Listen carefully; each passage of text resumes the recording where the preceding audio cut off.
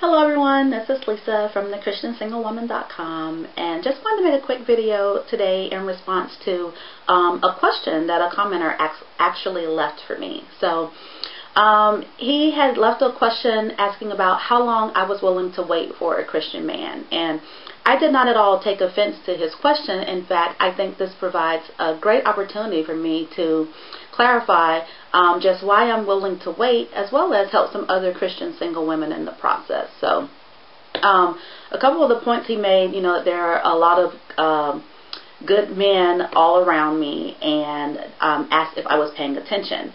And my response to both of those questions is unequivocally yes. I am most definitely paying very close attention, and yes, I recognize there are good men all around me. However, the one thing that he was so clear to point out is the very reason why good is not good enough. He made it very clear that he is not a Christian. And for me, that is a significant problem, because I am not willing to submit to someone who is not first submitted to God.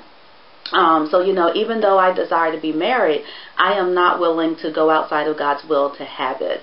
So when I think about, why I'm willing to wait, there are a few things that I have to reconcile, especially using the Bible's definition of marriage as opposed to the world. So, when I reconcile some things and ask a few questions, it really gets me in the right mindset to be able to clearly explain why good is not good enough. For example, I firmly believe that, the husband is the head, and as the head, the spiritual leader of the home. However, if he has no spiritual direction, where exactly would he lead me? I want God's blessings upon my marriage. However, if God is not in it, why would he bless it? I would like to raise God-fearing children.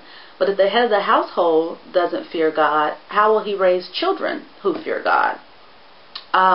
When I explain to my children why it's important to go to church and to fellowship with other believers, but dad is sitting at home and doesn't go to church, how do I comfort my children when they come to the conclusion that heaven is only achieved by faith alone in Christ alone, yet dad doesn't believe in Jesus? Where will he spend eternity?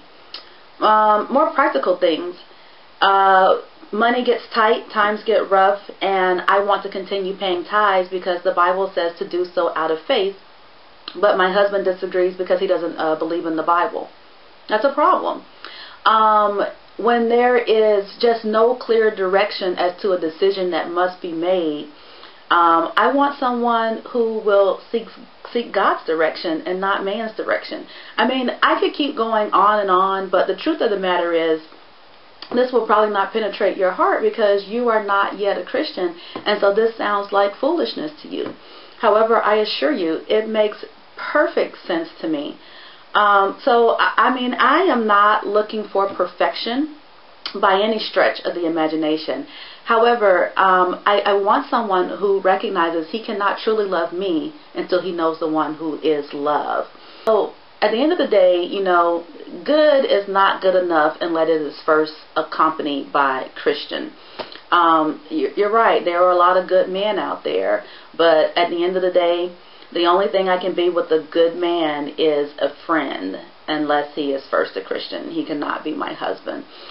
Because my husband must first have a relationship with Christ before he can have a relationship with me. I've just gotten to a point where I am not willing to live outside of God's will. And that's where I would end up residing if I chose a husband who was not a Christian. So how long am I willing to wait, you ask? As long as it takes for God to prepare us for each other and to bring us together at the appointed time. So, thank you sincerely for stopping by, asking the question. I understand that my decision to wait may sound like foolishness to you, but I assure you it makes perfect sense to me. And it is my sincere prayer that in addition to bragging about being a good man, one day you will be able to also brag about your Damascus Road experience. So Be blessed, my brother. I thank you. And to the Christian single women out there, I just want to remind you, that God has not made us spiritual robots. We all have the ability to make choices. So I implore you to proceed prayerfully and to choose wisely. Take care, and I'll see you in the next video. Bye-bye.